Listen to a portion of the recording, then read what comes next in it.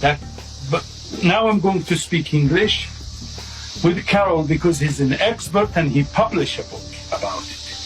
Please explain to me what we are seeing. Well, we're in a very sacred place here, known as Anubis Caves. It's a series of sandstone caves in Oklahoma, and each cave has different art, different inscriptions. We're presently in Cave 2, and what we're looking at are petroglyphs, perhaps 2,000 years old.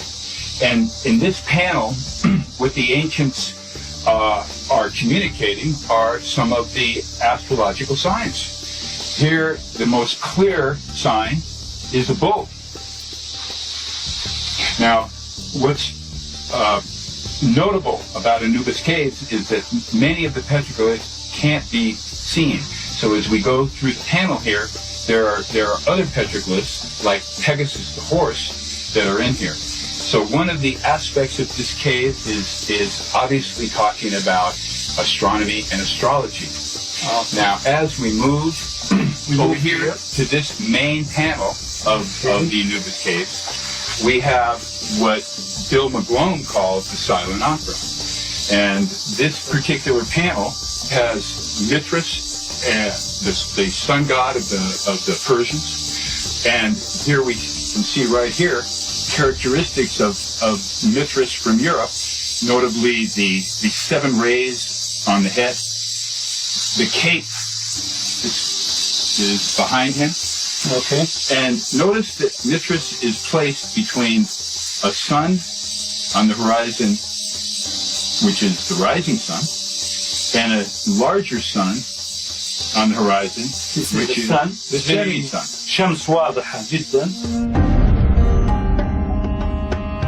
مشهد حواري عمره نحو 2000 عام، أحداثه تدور بين الثنائي إلهي الشمس والظلام. ما إن يحل الغروب في سماء أوكلاهوما حتى يختفي معه إله الشمس في عتمة الكهف.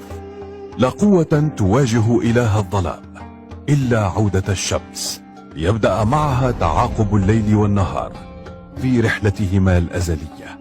And notice that the sun god, Mithras, is standing on a cube.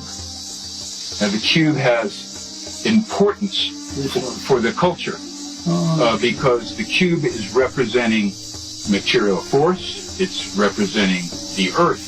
So here we have the sun god above and the earth below.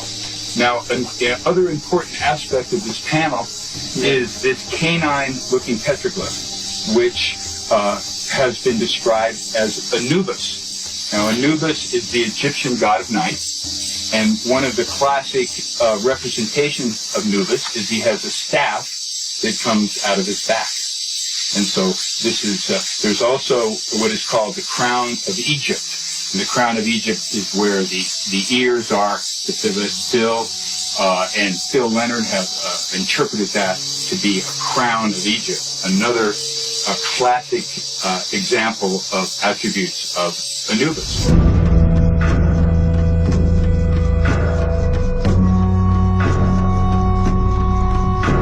Now you asked about Libyan. Yeah.